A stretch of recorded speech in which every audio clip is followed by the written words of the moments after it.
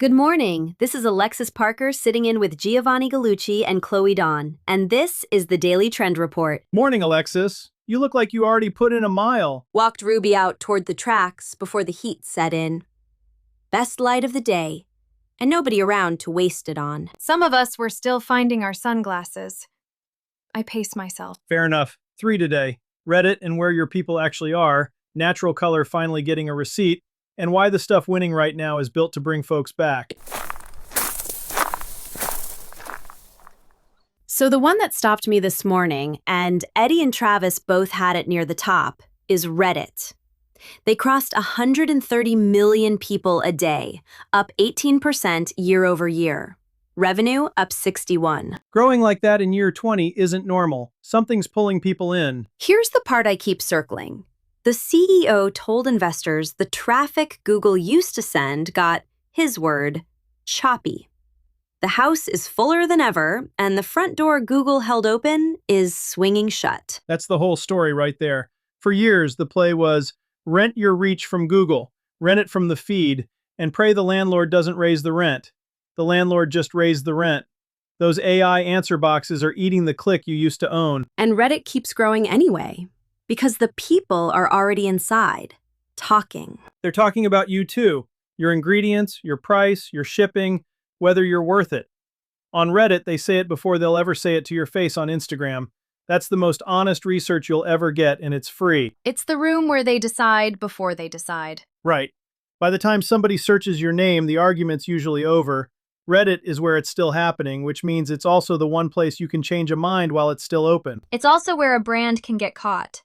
Reddit can smell a marketer a mile off. Faster than any platform on Earth. One fake account and you're done. So you don't astroturf. You show up as a real named person who actually knows the category, and you answer honestly, including when the honest answer isn't flattering. What about the brands that don't have their own subreddit yet? Then you read the ones next door. The category threads, the where do I find this, the is it worth it? Read them every week like a report, because that's a report. Then you take what you learn and build something you own. Meaning not the follower count. Meaning an email list, a text list, a place the algorithm can't tax. Borrowed reach is fine while it lasts. It never lasts.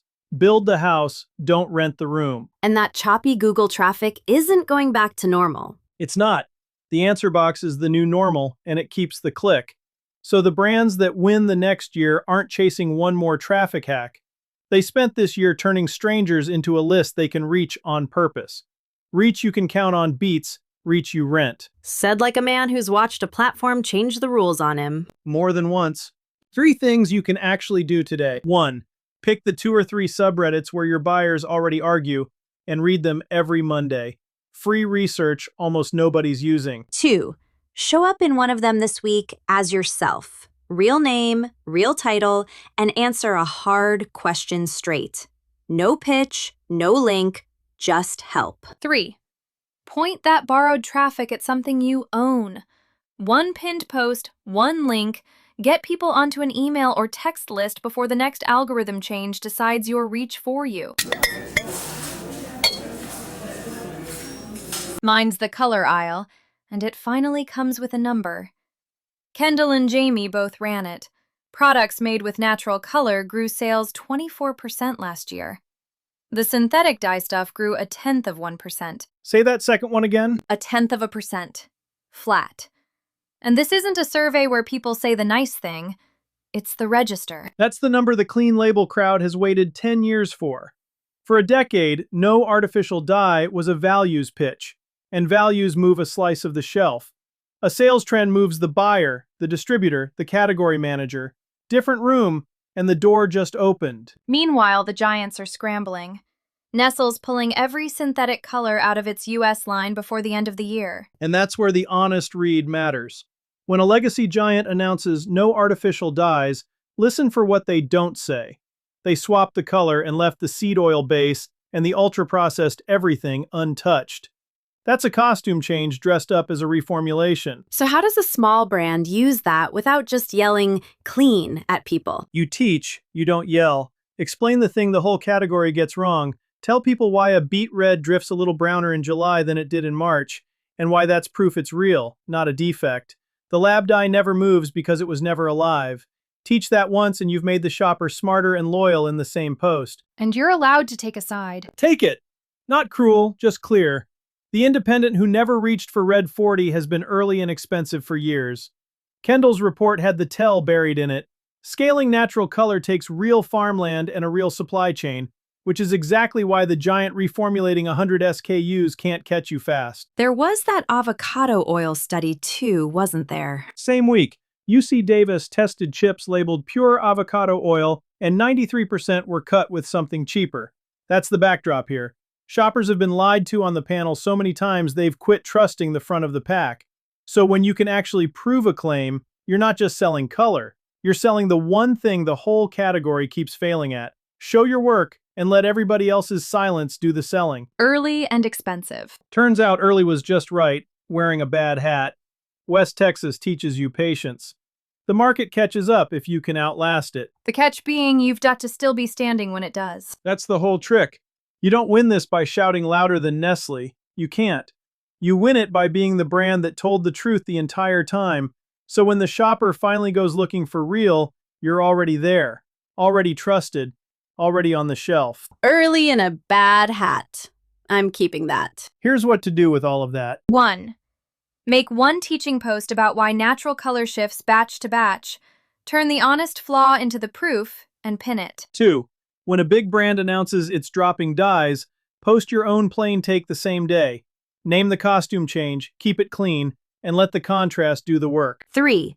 Run a standing explainer, one label question a week.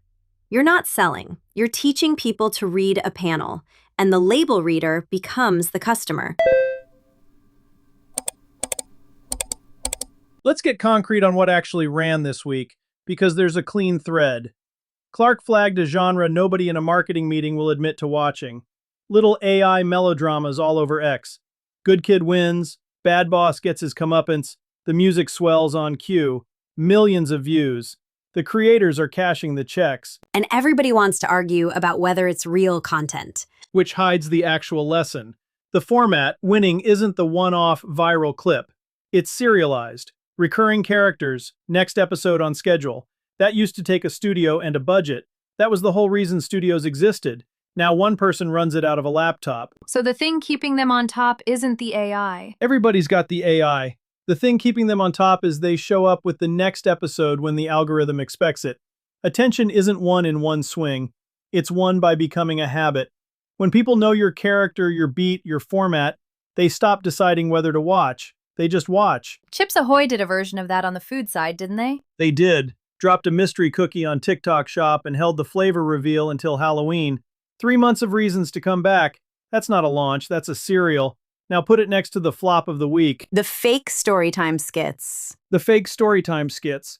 The toxic boss confession that turns out to be an undisclosed ad. Getting called out loud right now because it's manufactured, and people can finally smell it. And once they smell it, it doesn't wash off. The trust doesn't grow back. So don't rent fake drama. Build a real format instead. Pick one shape you could still run in week 11 when you're tired and nothing feels fresh. A weekly teardown, a numbered series, a standing segment. And then guard the schedule. Defend it like it's payroll, because functionally it is. Inspiration is a nice bonus and a terrible operating plan. Clark tied it to something bigger, too. The ownership piece. He did. Same week, a fitness creator turned her whole audience into her own subscription platform to get off the rented feed. Different door, same lesson. The people building something that lasts are building a thing they control on a rhythm they own. Cadence is the cheapest advantage nobody wants to buy, because there's no launch party for posting the 4th thing on a Tuesday like you said you would. And build a world, not a post. Most brand accounts treat every post like a stranger showing up cold. Give people threads to follow, a callback, a running bit, a next thing. The AI can make the video. It can't make you show up. That part's still yours, and it's still the whole game. Even for the camera-shy operator. Especially for them. A serial doesn't need a performer. It needs a shape people recognize and somebody who keeps the appointment. That's a bar a busy owner can actually clear. 3 moves before we wrap. 1. Pick one repeatable format you could still be making a year from now without hating your life. Name it and give it a number. 2. Build a return reason into it. A withheld detail, a cliffhanger, a next episode tease, so people have somewhere to come back to. 3. Put the schedule on the calendar and treat it like payroll. Show up on the beat every time, because the feed rewards the regular and the audience rewards the honest. That's the report for today. If you run a food or beverage brand with a good product and a feed that just sits there, that's the gap I close. I make the content. Short-form video, the series, the thing people actually come back for, built and shipped so your channel stops going quiet. I've done it for brands like Tenderbelly and Tia Lupita, and I wrote the social framework a lot of these CPG shops run on. If your feed's gone flat, let's fix it. gallucci.net or DM at gallucci.net on Instagram or LinkedIn. Talk tomorrow.